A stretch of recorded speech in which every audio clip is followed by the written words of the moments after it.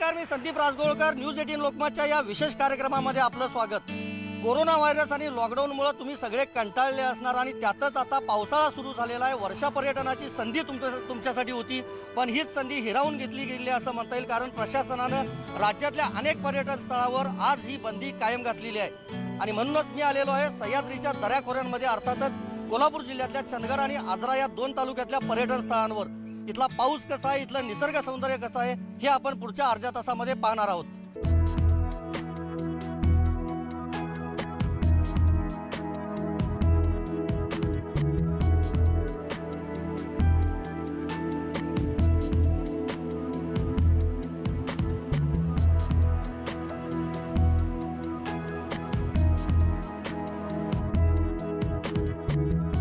पहिल्यांदा आलेलो आहे मी आजरा तालुक्यातल्या रामतीर्थ धबधब्याजवळ. आजरा म्हणजे मृत्युंजयकार शिवाजीराव सावंतांचं गाव, ज्यांनी छावा कादंबरी देखील लिहिली. आणि या आजरा शहरापासून अवघ्या 2 किलोमीटर अंतरावर रामतीर्थ धबधबा आहे. सध्या या ठिकाणी पोलीस बंदोबस्त लावलेला आहे. रामतीर्थ धबधब्याकडे येणारे सगळे रस्ते बंद आहेत. पण मी हे मनमोहक असं दृश्य तुम्हाला मी दाखवतो. हिरण्यकेशी नदीवरचं हे दृश्य आहे. आणि रामतीर्थ धबधबा हा आता पूर्ण क्षमतेनं खरं तर वाहू लागलेला आहे. आणि दरवर्षीप्रमाणे यंदा देखील या भागात दमदार असा पाऊस झालेला आहे. आणि त्यामुळं आपण बघतोय अगदी फेसाळलेलं हे सगळं पाणी आहे, पांढरं शुभ्र असं. आणि हा धबधबा पाहण्यासाठी या ठिकाणी शेकडो पर्यटक दररोज येत असतात. मात्र आत्ता लॉकडाऊनमुळं अजूनही हा धबधबा पाहण्यासाठी सुरू करण्यात आलेला नाही. आणि आत्ताही आपण बघतोय की पूर्ण क्षमतेनं हा धबधबा वाहतोय. महत्त्वाचं म्हणजे लॉकडाऊनमुळे यंदा प्रदूषण काही प्रमाणामध्ये कमी झालेलं आहे. आणि त्यामुळेच आपण बघतोय की पांढरं शुभ्र आणि स्वच्छ हे पाणी दिसतंय. नांगरतास इथं आपल्याला माहिती आहे की म्हणजे आंबोलीजवळचं जे नांगरतास आहे त्या ठिकाणी हिरण्यकेशी नदीचा उगम होतो.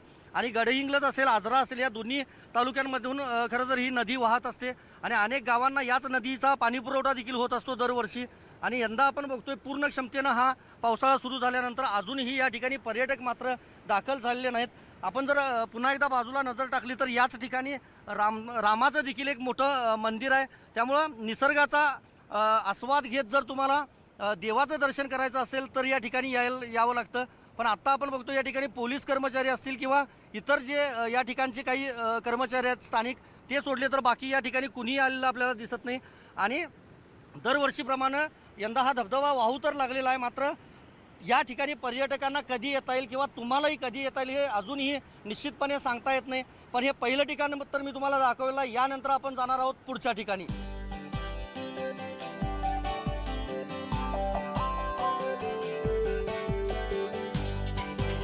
रामतीर्थ धबधब्याच्या निमित्तानं साहित्य क्षेत्रातल्या शिवाजीराव सावंतांच्या गावातल्या धबधब्याची सफर मी तुम्हाला घडवली. आणि त्यानंतर मी आलेलो आहे छत्रपती शिवाजी महाराजांचा जाज्वल्य असा इतिहास आणि त्या इतिहासाची साक्ष देणाऱ्या किल्ले पारगडावर. मी सध्या आहे चंदगड तालुक्यामध्ये. आणि माझ्या मागं जो रस्ता दिसतोय हा बेळगावकडून मोठणवाडी फाट्यामार्गे चंदगडला जाणारा रस्ता आहे. उजव्या बाजूचा हा रस्ता जातो चंदगडला. आणि त्यानंतर समोरचा जो रस्ता दिसतोय तो किल्ले पारगडाकडे जाणारा रस्ता आहे. महाराष्ट्र, कर्नाटक, गोवा, कोकण या सगळ्या भागाचा एक मध्यबिंदू म्हणून किल्ले पारगडाला ओळखलं जातं. आणि भयानक या भागात पाऊस पडत असतो खरं तर. पण आत्ता सध्या या भागामध्ये ऊन पडलेलं आहे. गेल्या 2 दिवसांपासून या भागात पाऊस नसल्याचं स्थानिकांचं म्हणणं आहे. पण घनदाट अशी झाडी आणि धुकं असतं, जोरदार वारा देखील असतो. असं वातावरण या किल्ले पारगडावर असतं.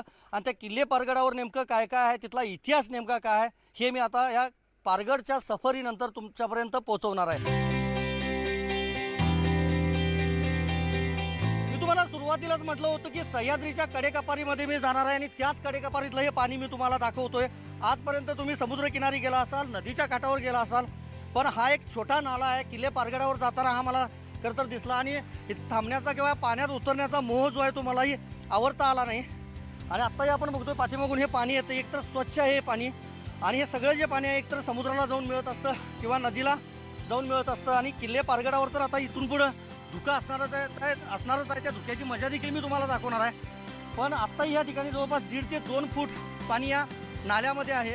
आणि लॉकडाऊन असल्यामुळे तुम्ही तर कुठल्या ठिकाणी जाऊ शकत नाही. म्हणजे अनेक धबधबे आहेत, कोल्हापूरमधले असतील, सातारा जिल्ह्यातले असतील, घाटमाथ्यावरचे असतील, त्या धबधब्यांच्या ठिकाणी तुम्ही दरवर्षी जात असाल. पण अशा एखाद्या नाल्याच्या ठिकाणी बसणं आणि त्या जे नितळ जे पाणी हे वाहतंय त्या पाण्याचा आनंद घेणं हा एक वेगळाच आनंद म्हणावा लागेल आणि तो तुमच्यापर्यंत मी न्यूज 18 लोकमतच्या माध्यमातून पोहोचवतो. नाही आता बंद आहे लॉकडाऊन बंद आहे. लॉकडाऊनमुळे खरं तर या भागामध्ये एसटी पूर्णपणे बंद आहे आणि मी पुन्हा एकदा हे चित्र दाखवतोय कॅमेऱ्याच्या माध्यमातून.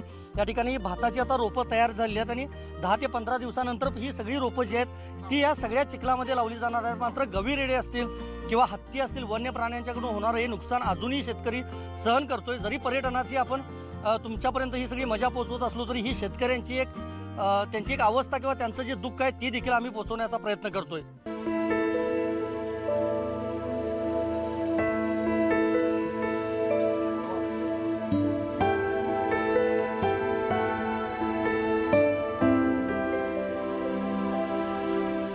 मजल दर मजल करत मी किल्ले पारगडाच्या पायथ्याशी पोचलेलो आहे. बराच प्रवास मी केला आहे आणि इथं आल्यानंतर एक नयनरम्य असं दृश्य मला दिसतंय आणि ते मी तुम्हाला दाखवण्याचा प्रयत्न करतोय. खरं तर मी ज्यावेळेला प्रवास सुरू केला तेव्हापासून म्हणजे रामतीर्थपासून खरं तर पाऊस कमी प्रमाणामध्ये होता. पण आत्ता आपण बघतोय हे समोर हे दरीतलं चित्र मी तुम्हाला दाखवायचा प्रयत्न करतोय की त्या ठिकाणी नदी देखील एक दिसते आणि एक तलाव देखील दिसतोय. आणि उजव्या बाजूला जर आपण पाहिलं तर डोंगरा म्हणजे वनराईच्या कुशीमध्ये हा जो दिसतो डोंगरकडा हाच पारगड म्हणून ओळखला जातो. आणि त्याच्या बाजूला आपण बघतोय मी कॅमेराच्या माध्यमातून खरं तर दाखवायचा प्रयत्न करतो. हा रस्ता जातोय पारगडला. सध्या जरी इथं डांबरी रस्ता असला तरी देखील या ठिकाणी कुठलीही वाहतूक आपल्याला दिसत नाही. आणि उजव्या बाजूला आपण जर पाहिलं तर मोठ्या डोंगरकडा या ठिकाणी दिसत आहेत आणि सगळं धुकं देखील आहे. त्यामुळं मी कॅमेराच्या माध्यमातून दाखवायचा प्रयत्न तर करतोय पण ते दिसेलच असं नाही.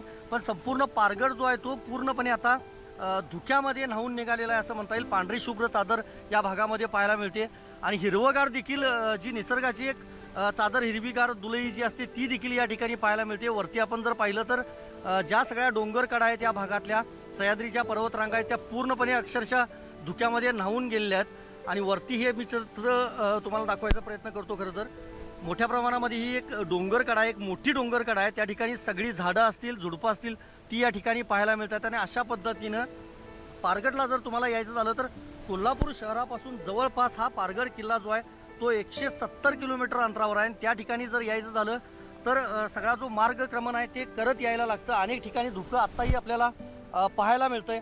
आणि मी किल्ले पारगडावर नेमकं काय वातावरण आहे तिथला इतिहास नेमका काय हे तर तुम्हाला मी सांगणारच आहे.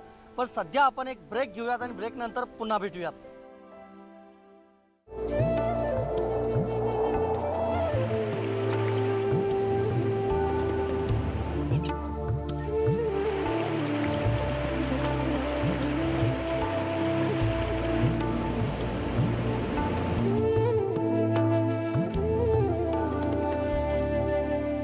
नाती फुलतात जेव्हा आयुष्यामध्ये योग्य साथ मिळते. मला श्रेया भेटली, माझ्यासारखीच फुडी. marathamatrimony.com.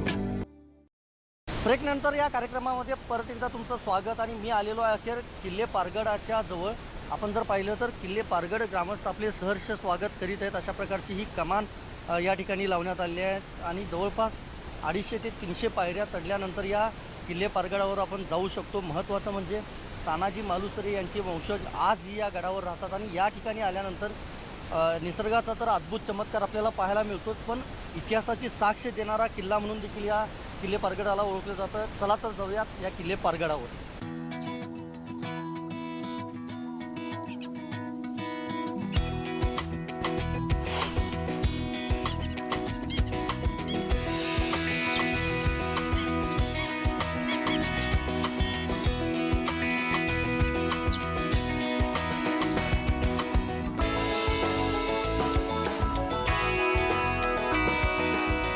किल्ले पारगडावर आल्यावर ऊन पावसाचा खेळ पाहायला मिळतोय. काही वेळापूर्वीच या किल्ले पारगड भागामध्ये पाऊस पडून गेलेला आहे आणि त्यानंतरचं आपण चित्र हे दाखवतोय नयनरम्य आल्हाददायक असं सह्याद्रीच्या पर्वतरांगांमधलं.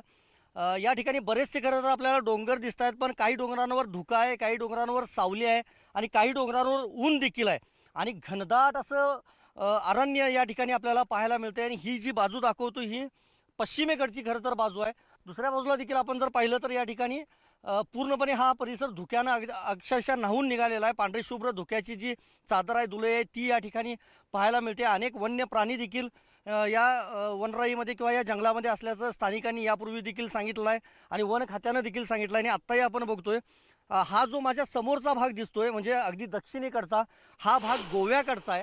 त्याच्या पूर्वेला उजव्या बाजूला मी दाखवतो हा जो भाग आहे हा सिंधुदुर्ग जिल्ह्याकडचा भाग आहे आणि डाव्या बाजूला जे चित्र मी दाखवतोय हा महाराष्ट्राचा भाग आहे. म्हणजे आपण विचार करू शकतो की कुठं किल्ले पारगड हा नेमका आहे. आणि या किल्ल्याच्या पूर्वेकडची जी बाजू आहे ती बाजू मात्र वेगळी आहे. कारण असं आहे की येणारी जी पश्चिमेकडची जे ढग आहेत किंवा जे धुकं आहे ते त्या ठिकाणी जास्त मोठ्या प्रमाणामध्ये पाहायला मिळतं.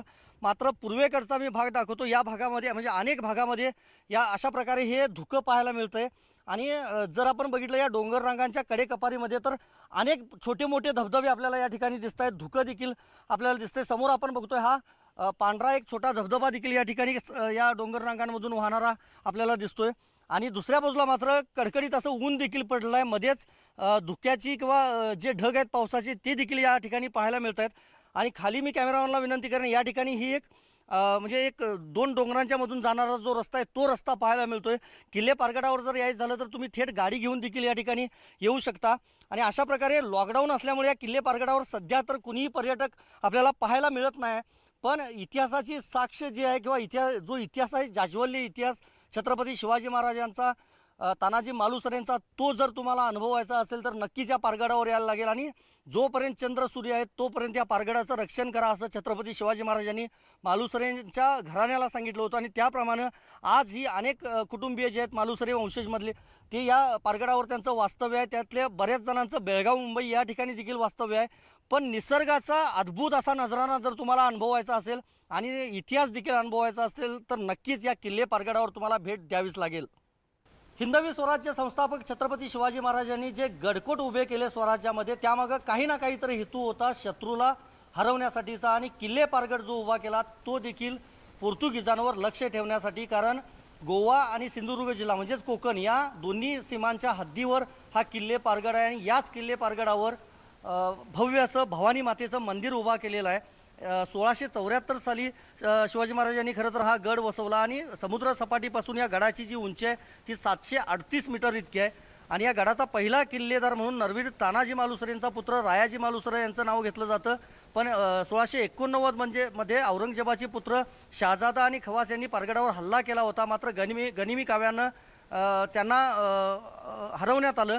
मात्र या युद्धामध्ये गडावरचे तोफखान्याचे जे प्रमुख होते विठोजी ते धारातीर्थी पडले. आणि त्यानंतर हा गड इतर जे मराठी सरदार होते त्यांनी देखील काबीज करण्याचा प्रयत्न केला. पण हा सगळा इतिहास जाणून घ्यायचा असला आणि सोबतच निसर्गाचा अद्भुत चमत्कार जर पाहायचा असला तर आपण समोर बघतोय या ठिकाणी की मोठी दरी आहे. धुकं देखील आपल्याला पाहायला मिळतं. आणि या सगळ्या धुक्यासोबतच हा या गड्यावरचा सगळा जो इतिहास आहे तो तुम्ही जाणून घेऊ शकता. आणि आज ही कोल्हापूर जिल्ह्यातला इतिहास प्रसिद्ध गड म्हणून किल्ले पारगडाला ओळखलं जातं. आणि आजही या ठिकाणी शांत स्वच्छ निरभ्र आकाश असतं. गोव्याचे दर्शन देखील या ठिकाणी होत असतं. मात्र आता बऱ्यापैकी या भागात धुकं आहे पाऊस आहे त्यामुळे गोव्याचं दर्शन तर होणार नाही. पण या किल्ल्यावर आल्यानंतर एक शांतता पाहायला मिळते. एक इतिहास देखील अनुभवता येतो. आणि तानाजी मालुसरेंचं नाव घेतल्यानंतर सिंहगड फक्त आपल्याला माहीत आहे. मात्र रायबा मालुसरे त्यांचा जो मुलगा होता त्याच्या पदस्पर्शानं पावन झालेला हा किल्ले पारगड आहे. त्यामुळे निसर्गाची अनुभूती आणि त्यासोबतच जाज्वल्य इतिहास जर तुम्हाला अनुभवायचा असेल तर नक्कीच कोल्हापूर जिल्ह्यातल्या चंदगड तालुक्यातल्या या शेवटचं टोक म्हणून ओळखल्या गेलेल्या पारगडाला भेट द्यावीच लागेल. चंदगडपासून जवळपास 40 ते 50 किलोमीटर अंतरावर असलेल्या स्वप्नवेल पॉईंटवर मी आता पोहोचतोय. आणि त्याच्या आधीच एक निसर्गरम्य असं चित्र मी तुम्हाला दाखवतो. माझ्या मागं जर पाहिलं तर ही अशी घनदाट झाडी आपल्याला दिसते आणि त्याच्या बाजूला मधून धुकं देखील दिसते. आणि हा कच्चा रस्ता आपण पाहतोय समोरचा हाच रस्ता आहे स्वप्नवेल पॉईंटकडे येणारा. आणि त्याच्या बाजूला जर आपण पाहिलं तर हा एक छोटा कॅनॉल आहे. आणि त्या कॅनॉलमधून स्वच्छ असं पाणी सध्या तरी वाहतंय. दोन्ही बाजूचं मी चित्र दाखवायचा प्रयत्न करतोय खरं तर. आणि याच कॅनॉलमधून जे पाणी जातं ते हे अनेक गावांना त्याचा पाणी पुरवठा देखील केला जातो. आणि वरच्या बाजूला जर चित्र पाहिलं तर अनेक झाडांमधनं दाट धुकं या ठिकाणी आपल्याला दिसून येतं आहे. आणि हे सगळं जे धुकं आहे हे सह्याद्रीच्या कडेकपारीमधून येत असतं. ज्याप्रमाणे मी पारगडचं तुम्हाला चित्र दाखवलं त्याच पारगडपासून जवळपास 20 ते 25 किलोमीटर अंतरावर हा स्वप्नवेल पॉईंट आहे. आणि त्या स्वप्नवेल पॉईंटला तर मी जाणारच आहे. मात्र त्यापूर्वीचंही मी दृश्य तुम्हाला दाखवतो. हा एक छोटा साकव जो आहे तो या रस्त्यावरून या भागाकडे येण्यासाठी तयार करण्यात आलेला आहे. लोखंडी साकव आहे हा. आणि या कॅनॉलमधून हजारो लिटर आत्ताही पाणी वाहतं आहे. या भागामध्ये काही वेळापूर्वी पाऊस पडून गेला आहे. आणि जर तुम्हाला पारगडचं दर्शन झाल्यानंतर या स्वप्नवेल पॉईंटवर यायचं झालं तर नक्कीच हा कॅनॉल जो आहे त्याच्या आसपास जो हा परिसर आहे इथूनच प्रवास करावा लागतो आणि नेमकं स्वप्नवेल पॉईंटजवळ किंवा त्या दरीजवळ काय चित्र आहे हे आपण थोड्याच वेळात पाहणार आहोत. या कार्यक्रमामध्ये मी चंदगड आणि आजरा या 2 तालुक्यातली अनेक पर्यटन स्थळं आणि इथलं वातावरण दाखवण्याचा प्रयत्न केला आणि मी शेवटी आलेलो आहे चंदगड तालुक्यातल्या स्वप्नवेल या पॉईंटवर. खरं तर हा एक वेगळा पॉईंट म्हणून ओळखलं जातं आणि इथलं एक विहंगम दृश्य मी तुम्हाला दाखवतो. काही वेळापूर्वी या भागामध्ये पाऊस पडून गेलेला आहे, पण ऊन आणि पावसाचा खेळ आणि धुक्याचा देखील खेळ या भागामध्ये पाहायला मिळतोय. समोर आपण जर नजर टाकली तर मोठ्या प्रमाणामध्ये या ठिकाणी धुकं दिसते आपल्याला. त्याचबरोबर पाऊस देखील दिसतोय आणि काळे कुट्ट हे सगळे डोंगर आहेत. ते सगळे डोंगर धुक्याच्या धुलईमध्ये अक्षरशः न्हावून निघालेले आहेत. अनेक छोटे मोठे धबधबे देखील या ठिकाणी आपल्याला पाहायला मिळतात आणि जिथपर्यंत आपली नजर जाईल तिथपर्यंत आपल्याला फक्त हिरवीगार वनराई वृक्ष आणि धुकं फक्त पाहायला मिळते. आणि खाली मी शेवटी कॅमेराच्या माध्यमातून दाखवायचा प्रयत्न करतो खरं तर, पण खालचं दृश्य नक्कीच आल्हाददायक आहे, नजरेला भिडणारा असा आहे. खाली आपण बघतो एक मोठा ओढा जो आहे तो शेकडो किलोमीटर वाहतोय आणि त्या ठिकाणी पाणी देखील आहे आणि नुकताच या भागामध्ये काही प्रमाणामध्ये पाऊस पडून गेला आहे. 5 मिनिटात धुकं, 5 मिनिटात ऊन आणि 5 मिनिटात पुन्हा पाऊस असं चित्र या सगळ्या भागामध्ये दरवेळेला पाहायला मिळत असतं. पण हाच स्वप्नवेल पॉईंट सध्या पर्यटकांच्या विना सुना पाहायला मिळतोय. खाली जर आपण नजर टाकली तर अक्षरशः घनदाट असं जंगल जे आहे ते जंगल आपल्याला पाहायला मिळतं आणि याच स्वप्नवेल पॉईंटवर येण्यासाठी अनेक पर्यटक आसुसलेले असतात. मी पुन्हा एकदा समोरचं चित्र दाखवतो. वरती टॉपला जर डोंगरावर पाहिलं तर फक्त त्या ठिकाणी आपल्याला धुकं दिसतंय, बाकी आपल्याला काही दिसत नाही. या भागामध्ये कुठलंही गाव नाही, कुठलीही वस्ती नाही आहे, पण भयानक म्हणजे तुफान जो पाऊस म्हणतो आपण किंवा धुवाधार बारिश हिंदीमध्ये ज्याला म्हटलं जातं तोच पाऊस या भागामध्ये पडत असतो. आणि वरती जर आपण पाहिलं या ठिकाणी एक गार्डन एक छोटीशी तयार करण्यात आली आहे, ती काम अजूनही या भागामध्ये सुरू आहे. आणि या स्वप्नवेल पॉईंटला येण्यासाठी चंदगडच नाही तर बेळगाव भागामधून त्याचबरोबर कोल्हापूर, सांगली, सातारा या सगळ्या भागामधून मोठ्या संख्येनं पर्यटक येत असतात. आणि सध्या लॉकडाऊनमुळं, कोरोना व्हायरसमुळं हा जो सगळा लॉकडाऊन पुकारलेला आहे त्या सगळ्या काळामध्ये एक जी पर्यटन केंद्र आहेत, पर्यटन स्थळं जी आहेत त्या ठिकाणी जायला अजूनही सरकारनं परवानगी दिलेली नाही. पण न्यूज 18 लोकमतच्या माध्यमातून ही सगळी ठिकाणं दाखवण्याचा आम्ही प्रयत्न केला आहे. आणि ज्यावेळा लॉकडाऊन संपेल किंवा ज्यावेळा कोरोना व्हायरसचं संकट संपेल त्यावेळा नक्कीच तुम्ही तुमच्या कुटुंबियांसोबत मान्सूनचा आनंद लुटण्यासाठी, वर्षा पर्यटनाचा आनंद लुटण्यासाठी अशा ठिकाणी नक्कीच येऊ शकता. यानंतर या कार्यक्रमामध्ये आपण इथंच थांबूयात. पहा फक्त न्यूज 18 लोकमत.